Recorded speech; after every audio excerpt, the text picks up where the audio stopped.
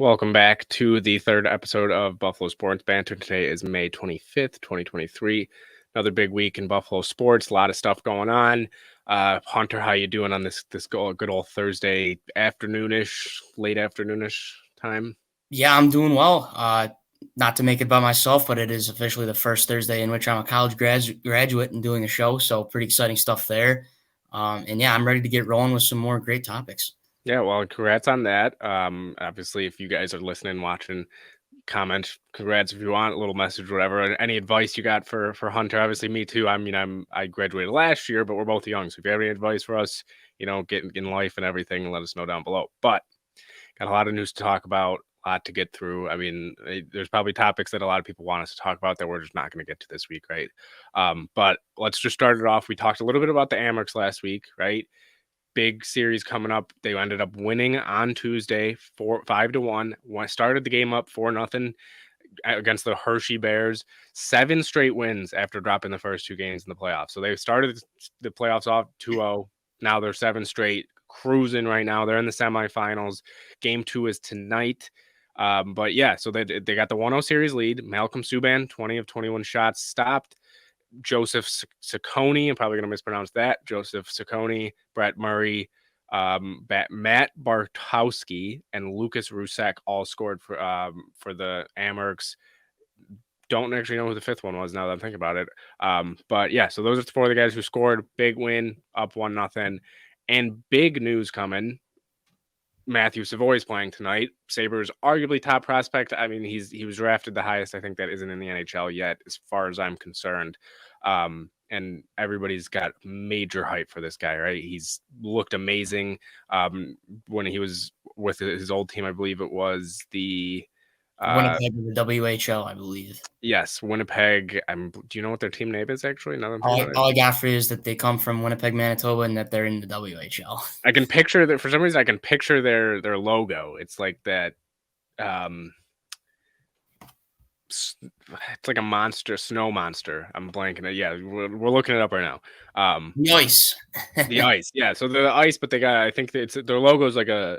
It's like a what do they call it? The abominable snowman from cartoons. A fierce looking. Kind of like a snowy Bigfoot kind of thing, right? Yeah. One of those Star Wars characters, maybe even too. Oh yeah, I'm not gonna lie. I haven't watched all the Star Wars, so I'm not gonna be familiar there. But yeah, so big win for them. They're up 1-0, right? Big game tonight. Exciting game tonight. I mean, I'm definitely gonna be tuning in before I go watch my Celtics probably lose game 5. But yeah, so what are your thoughts? Just obviously quick thoughts on Savoy playing tonight. Are you excited to hear about him, see him, watch him play? And just overall the 5-1 win to keep things rolling. Absolutely. I did tune in for the latter portions on Tuesday, and that was spectacular to see. I had looked at Twitter. I saw 3-0 in the first already. I was like, whoa, I better turn my television on here. And so a great way to finish it, silence the crowd. And that the broadcasters, I think what's neat too is that Buffalo market television cable owners, consumers get it on MSG now. And so that's really neat to see. And so that's how I was able to watch. You get the Hershey broadcast feed. So that's cool. They'll get some new voices. And they were talking about coming down to Chocolate Town, I guess, of course, with Hershey Park there and the chocolate company being from there. So it was great, though, to silence that crowd there at the Giant Center, I believe it's called, the supermarket there in Pennsylvania. But yeah, domination, really, 5-1. Never were down, never really looked in worry. And so adding a talent like Matthew Savoy on paper, you would think that it should be an even better performance. So we'll see what he has to bring to the table. I know, was he a final semifinals of the WHL? I believe they may have lost to I know Seattle was involved in that. I'm not sure if that's who they lost to in the semis or was on the other side of the bracket, but whatever it was, a great finish for Winnipeg in the WHL. So I'm sure he's ready and raring to go to get back on the ice. Kind of reminds me of a guy like Cal McCarr playing in the NCAA hockey championships and like 2 days later suiting up to play for the Avs. So I'm looking forward to it, and hopefully for the sake of the Amerks and Sabres organization, we see a 2-0 series lead headed back to Rochester. Yeah, actually, they lost in the finals, 4-1 series there for them. But I mean, he's coming over. I'm excited to at least watch a little bit of him. I mean, the clips make him look insane, right? You see these clips of him playing over in the WHL, and it looks like he's playing with kids that are 45 years younger than him, like that they just got no chance. But yeah, it should help. I'm wondering what line he's going to be on. I wonder if they're going to place him maybe with Rusek or maybe with Kulich. I mean, Kulich is another guy who's been killing it. He didn't get a goal last game, but he got another assist to keep his point streak going to 7 games. So every single game in the playoffs, he's had a point. So Amerks got a lot of things going. Just wanted to touch on them quick before we get into some Sabres news, which a lot of people I think saw coming. A lot of people were arguing about, but it's the Kyle Okposo signing. He is returning on a 1-year, $2.5 million deal. Last year, he had 11 goals, 17 assists for 28 points in 75 games. So not a bad season by any means, especially on a fourth line guy. But yeah, he's going to be turning 35 this season. 35. So he's an old man, right? And they got him, I believe, 7 years ago. Either 7 or 8. They signed him then to a 6-year contract extension. I think it was a 6x6. And then now he's been here for a long time. Going into then another season, he's 16 games away from 1,000 games in his career. Huge milestone for him. And he's just a locker room guy, right? That's what everybody says. You got to bring him back. He's a locker room guy. So what are your thoughts on the re-signing? Do you like it? Do you dislike it? Are you kind of in the middle? Do you understand both? And then, why are you thinking that way? Yeah, I can understand both sides. I mean, the positives, you get a guy that's familiar with the organization, that's kind of the almost the dad of the team, if you want to call it that guy. The veteran that knows what the league's about, can help the young guys coming in, and as he's already done. And he's been here long enough where those young guys that he's helped are now, you wouldn't consider them in the young category anymore, I would say. And so, yeah, and with the deal, 1 year, $2.5 million, that's really not all that bad considering the cap space the Sabres have available. So I think that's a smart move. Again, you would figure too with the trajectory of the team, 1 year, maybe that signals kind of like we saw with Craig Anderson, maybe the finale this year would be the last time he steps on some NHL ice as a player. So going back to what we saw and what this team is capable of, actually, now that I think about it, very similar to Kyle Williams. Maybe that last year, I know he's made the playoffs with the Islanders before, but kind of like one of those last times to make another playoff run. If I believe that we would be capable, the Sabres would be capable. And so, yeah, I don't mind that at all. But again, I could see the criticism. Oh, you got to save the money for the youth talent in the free agency pool, or like what was his production like? Why would the team bring him back when it was not as high as it maybe was in the past? But where I side with it, I don't mind it, especially for the number that it's at. And so, yeah, I'm excited to see him come back. And I know I had mentioned this earlier on social media. Whatever that home game is for the thousandth game, I would certainly like to be there if I'm still in town at that time. I think that'd be pretty special. I know it's definitely quite a feat to be able to reach that. Yeah, it's definitely. I mean, it's a huge milestone, right? And if there's any guy that's earned it, it is Kyle Okposo. I mean, if you've been in the league for this long, you've been such a good leader in the locker room.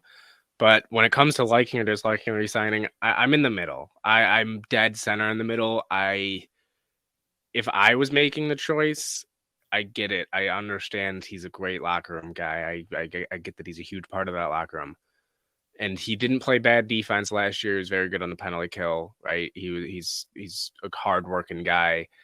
But when it comes to the skill wise, I don't think it makes too much sense. And I mean, you could always rebuttal on this, but I just think his legs slow down way too much. Like he looks very slow on the ice.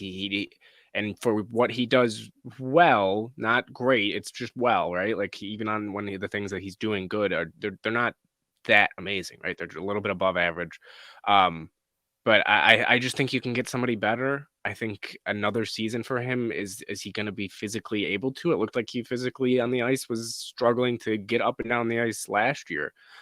So I'm that's the only reason I would dislike it. I would have said if you were going to bring him back as a coach, I get, but I also get he's got 16 games to 1,000. Let him get it. But again, you have so many forwards coming in here, right? You got, I mean, Savoy, is he going to come up? Is Kulich going to come up? I'd rather have them take that spot over Okposo. At least after he gets 1,000 games, I would say, I've always said it, and I know this. I don't know if they'd ever do this, but you know, send him down to Rochester, where he does never actually goes to Rochester. But I don't know. I'm in the middle on this. It's so back and forth for me. I'd rather them go somewhere else, but like I said, I completely understand them bringing him back. Right? I completely get it. Huge locker room guy, but I also feel like they have a lot of good locker room guys. I mean, Tux looks like he's a great locker room guy. Darlene's look like he's coming into his own as a leader. I mean, even Levi already, as a 21-year-old, looks like he's got the mantra to be a very good leader, saying, we got to be confident, but we still got to, get out here and work. Things happen. So I'm in the middle. That's all I'm going to say with it. It's going to be good to see him get that 1,000 games, though. It will definitely be one of those moments where you're like, okay, maybe now I'm thinking this way, but then once he gets that 1,000th game, I'll be like, all right, this is a cool moment. It's nice for him to get it. And it's kind of like the passing of the torch. But my other question, actually, I didn't have this down. Do you think that they will keep him as the captain? Because there's been some talk saying that it's kind of like the passing of the torch. He's still on the team, won't play every game, give the seat to somebody else, let him kind of mold them in his last season to be that captain. I personally think that he'll probably keep it, and they'll just sit him every once in a while. But what do you think for the captain?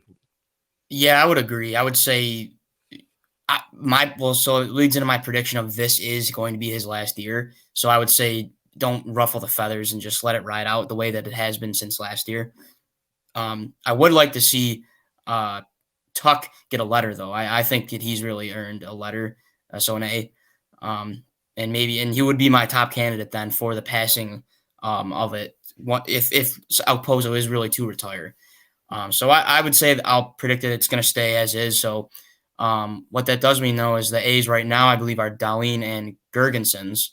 I get 10-year plays into that. But I think maybe once Oposo retires, they do switch it up.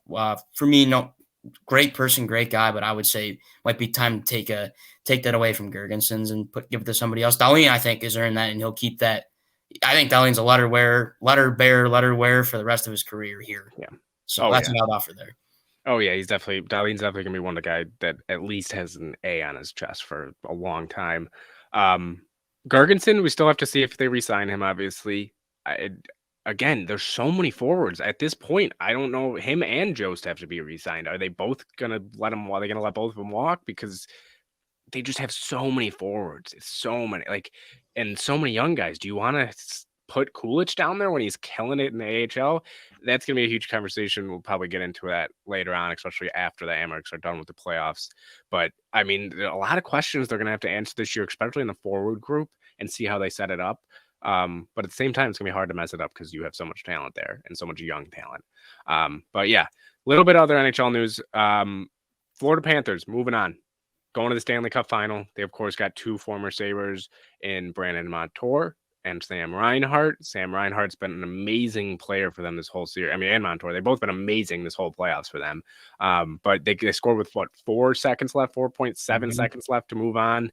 Amazing highlight. If you haven't seen it, go watch it. And, yeah, so the Carolina Hurricanes get eliminated from the playoffs and a late penalty call. So it seems a little bit familiar. I think a lot of Sabres fans would be able to say the same thing.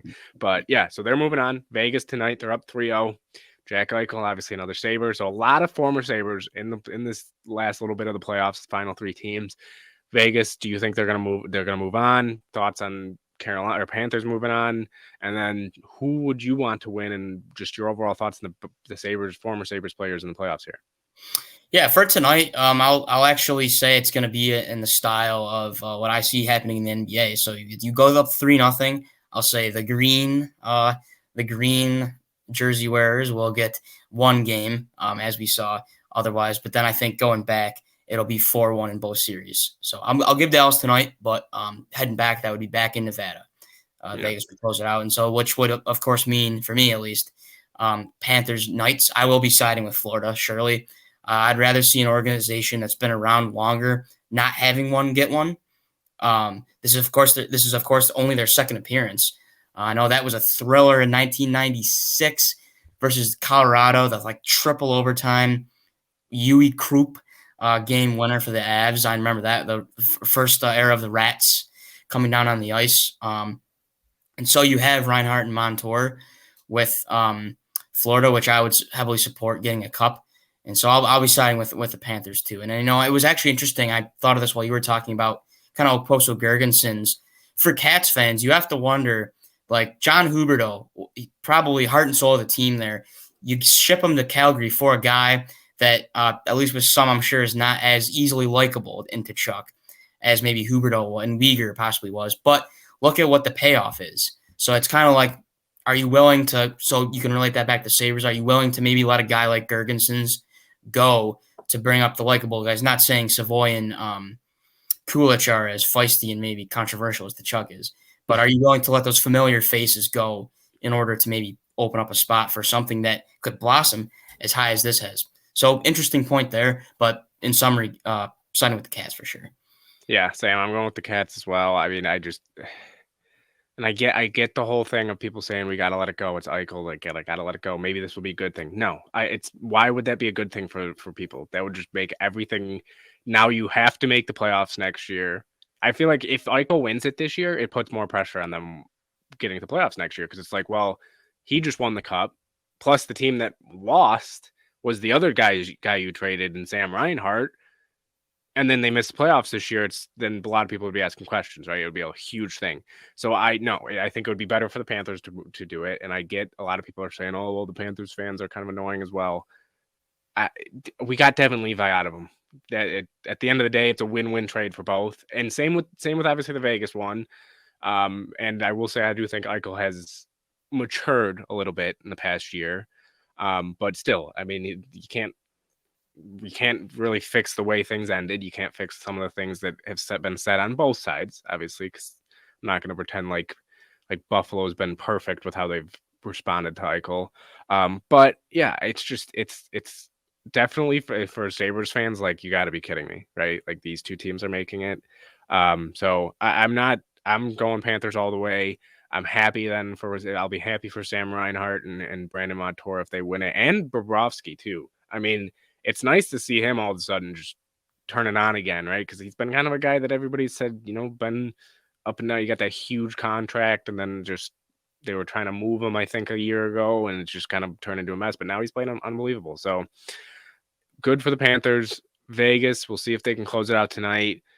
Big playoffs going on. I mean, we're getting down to it, right? Both in the NBA and the NHL, they're getting down to it. And very similar now that I'm thinking about it, right? Like you said, Nuggets 1-4-0, Panthers 1-4-0. It's just the East and West are swapped, and if Vegas loses tonight, then they end up winning 4-1, and so does Miami tonight. It's just a little swap, but yeah, I mean, we'll see how it goes. We'll definitely talk about it again probably next week because it's going to be right there. I imagine by then Vegas would have won the series. If they haven't won it by then we'll be having a different conversation and a more interesting conversation.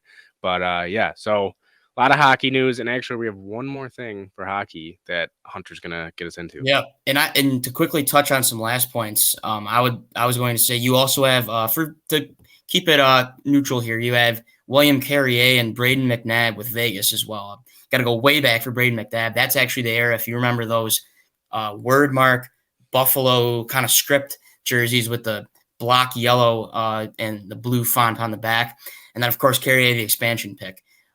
As well as, if I'm not mistaken, you have Aaron Ekblad. Great to see him come back from that scary injury a couple years back. And Reinhart, I want to say back-to-back 1 or 2 picks in their draft class. Very interesting in that regard as well. Yeah.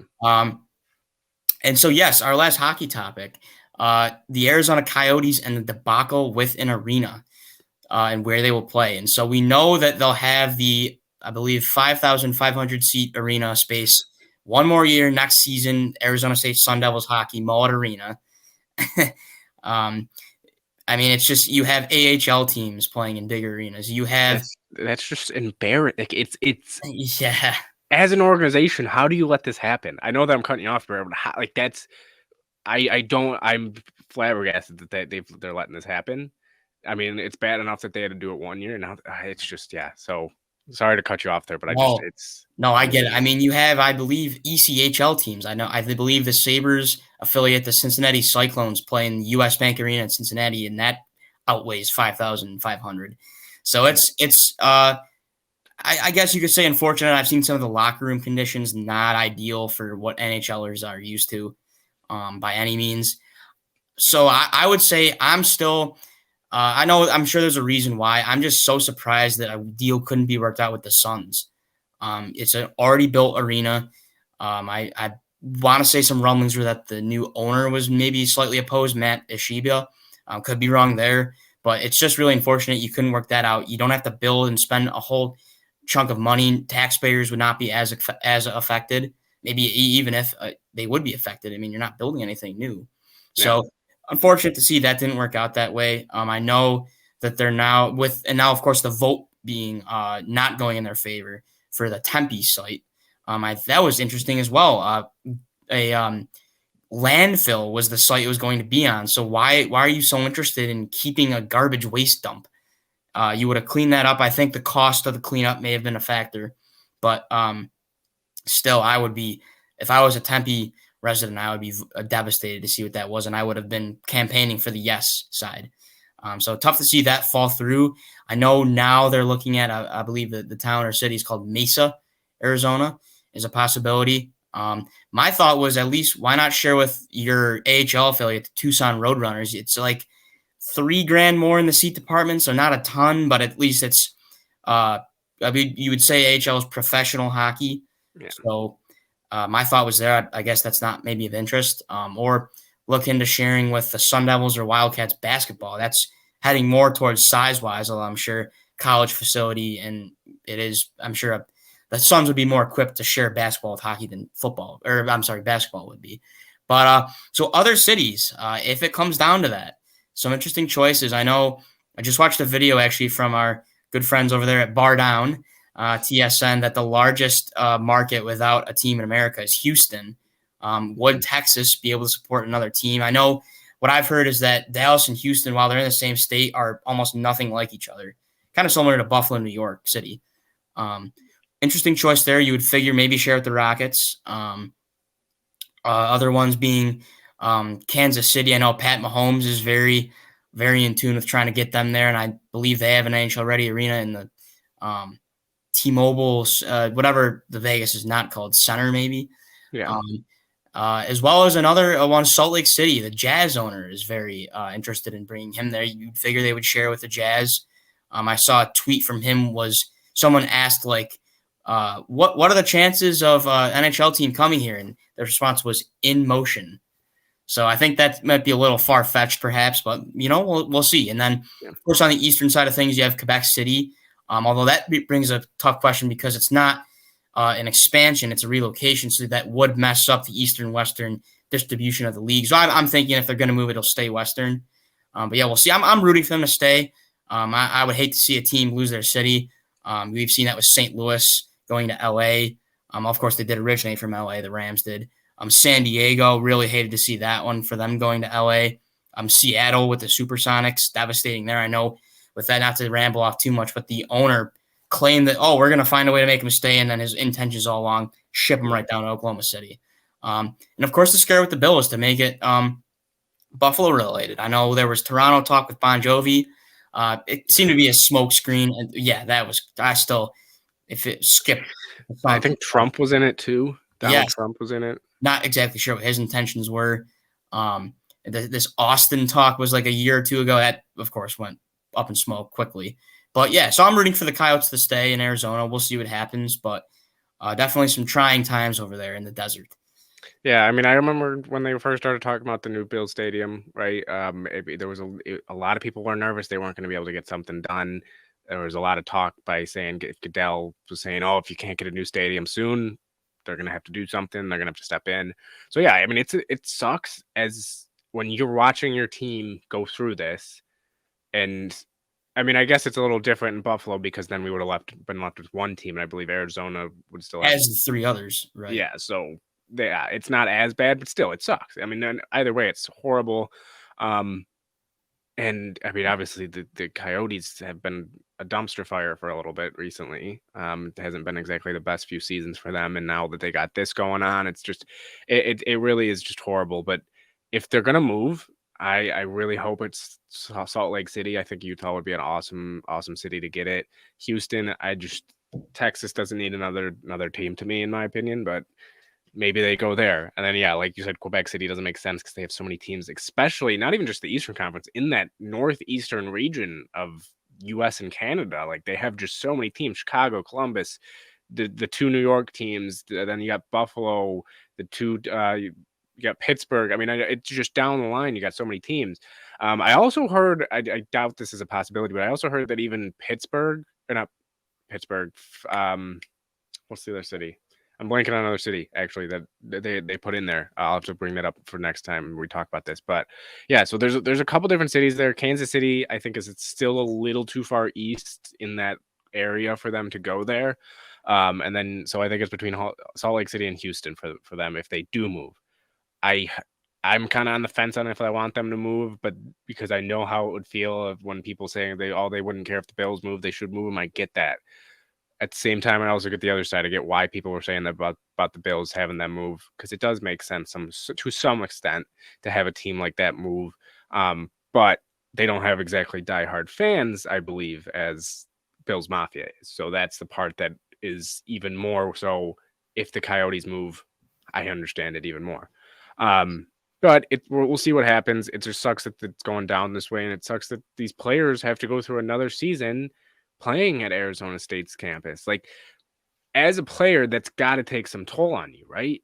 You already went through one season. Now you got another one where it's like, oh, here we go again. Like it's just we got to play in this little arena, and when you're playing in that, you like you said, the locker rooms aren't great. So is it even affecting you even more now? Is it affecting your play? Is it affecting not even just your play, your outside mindset when you're in practice? It can really take a toll. I feel like it's just horrible to see that, and I feel bad for the players. Do you have any thoughts on that type of thing? Like just as a player, how you would feel going back to that arena? I would say, I was going to say, for many of these guys, they're coming from college, and the hopes and dreams are to escape and grow from an arena or I'm sorry, a locker room that might resemble what you have at Mullet, but they're just going right back to it. Especially the young guys. I'm sure you can go as soon as 2 years back. They're probably like, oh, to their stallmate, hey, can't wait to get out of this type of scene and get into a professional locker room, and not the case. So I'm sure it does take a little bit of a toll. I mean, in the grand scheme of things, they're getting paid handsomely, of course, as all athletes, most professional athletes are. So I'm sure it's kind of like a many would have the deal with it response. But again, we don't know what the mental health of these players are and how that might affect it. So yeah, I would say it's unfortunate to see that you have to go back there with seating availability and size of it, what it is. Yeah, I mean it just sucks, right? It's something that you don't want to see for any city. Like I've said a million times. I mean, I feel like just I'm on repeat with that, right? It's horrible.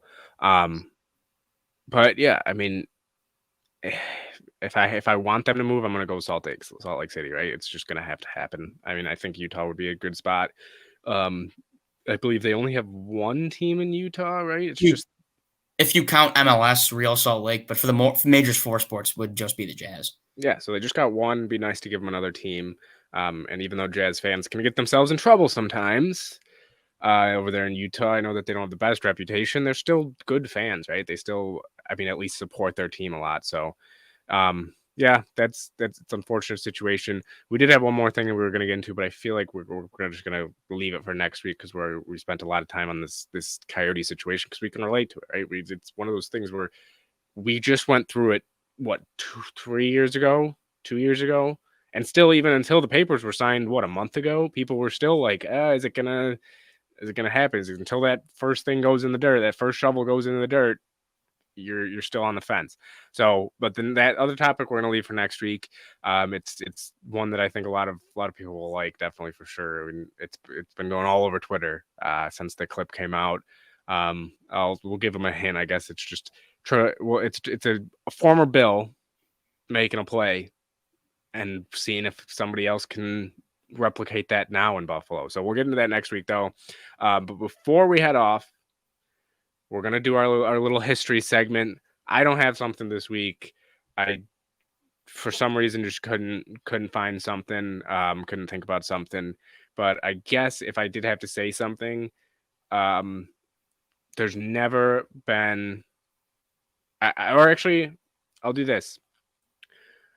If the Amerks make it to the finals, I will buy me and you a ticket to that thing because I don't have a history thing today. So we'll figure that out later on. But everybody else can hear it now. If they go to the finals, me and HLC will be going to a game. We'll look at some clips for everybody. But yeah, so that's because I don't have a history thing. I'll do that. But you do have your HLC's fact of the day in history. That you want to shout out your guy that you usually get it from here and there, but I know sometimes you also just know them in general. So go ahead with your HLC's day in history. Well, I appreciate such an offer, so we'll be rooting on our Amerks. So halfway there with a win tonight, we'll see what transpires. Would love to make another trip up to the Blue Cross Arena. But yes, for our day in history here, another shout out, a really, really great account, does not get the attention it deserves. Go, if you're a Buffalo sports aficionado, history fan, go follow Buff Sports History, BUFFSPORTS, capital HSTRY. Spectacular account. They're actually, when I got Twitter in I think 2016, they were probably like my third or fourth follow, to be honest. And they actually followed me back. So shout out to them for that. But today, very interesting. Let's head back to the baseball diamond in 1952. So I believe that would be 71 years ago. Jeez. 1,800 people in the stands witness the, at the time, Buffalo Clowns sweep a twin bill from the Memphis Red Sox. I don't exactly have what league this is, as I didn't really know about the Buffalo Clowns then. And of course the Memphis Red Sox. What a collaboration there. But why this is significant? It was the first game at the old Offerman Stadium. That was the old Bison Stadium. Of course, they built Pilot Field, now known as Salem Field.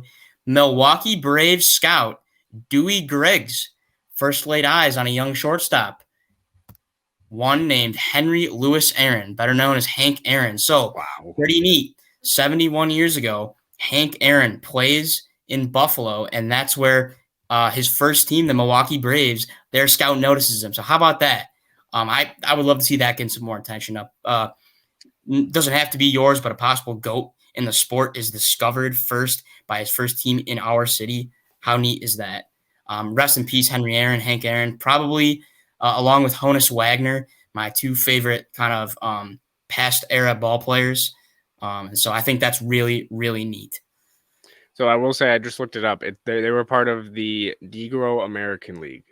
So It was a little bit of obviously smaller league, but they were apparently very successful. 1951 was the year they arrived. They won 2 championships, 52 and 55. So it seemed like they were here for 5 years. It looks like, and they played at Offerman Stadium, like you said, Michigan and East Ferry. So a little interesting thing. I just pulled this up here. I've never heard of them either. Although some people call them, they were considered the Harlem Globetrotters of baseball. So, yeah, something that I guess I did bring a history fact up today, but I guess I piggyback off you. But yeah, that's interesting. That is really fun. Here's a quote, actually. They ran the bases backwards, stole third from first, and shot craps during the game. They would put a woman in the lineup or send somebody who's very short to a pinch hitter to the plate. So it seems like a very interesting team. Kind of confused on the whole thing. I'll have to read up on it more, and we'll have to bring it back another day and just talk about it. Yeah, that's a little bit interesting. I've never heard of that league. I'm trying to see if they have anything about Hank Aaron. I'll say I've of course heard of the Negro Leagues, but I feel like this might be maybe a subdivision or like because it doesn't seem like it's the same with like the Pittsburgh Crawfords and the Homestead Grays and all that. But yeah, so they were only here for 5 years. Okay, and then they became the Indianapolis Clowns. And yeah, so they were independent, and then they were in the Negro Major League, then the Negro American League, and then they were independent again until 1962. So yeah, this is a very weird. They had like 8 nicknames. The Miami Giants were a nickname, Ethiopian Clowns, Cincinnati Clowns. So I don't know what was going on here. And then yeah, there's the Hank Aaron. He ended up signing his first professional contract for $200 a month. $200 a month. That's probably back then. That's probably amazing. I don't know how I'd have to do the calculations, but yeah, wow, that is. I don't know if you'll be able to top this one. I know. How about that? I would have to say top 5 ball player of all time his talent is first discovered by his first MLB team in our city of Buffalo, New York. I think that should be put on a billboard. That's how amazing I think that is. Yeah, I don't think I don't know if you'll top that one. No. I mean, I guess we'll get to that point that we'll know that when there's something like that, we'll come back to this because we'll be like that just topped it. But that is amazing. So yeah, there's a day in history from HLC. Can obviously do those every week. And I'll have a history fact next week. I won't be piggybacking off HLC this next week. But yeah, that's gonna do it for us.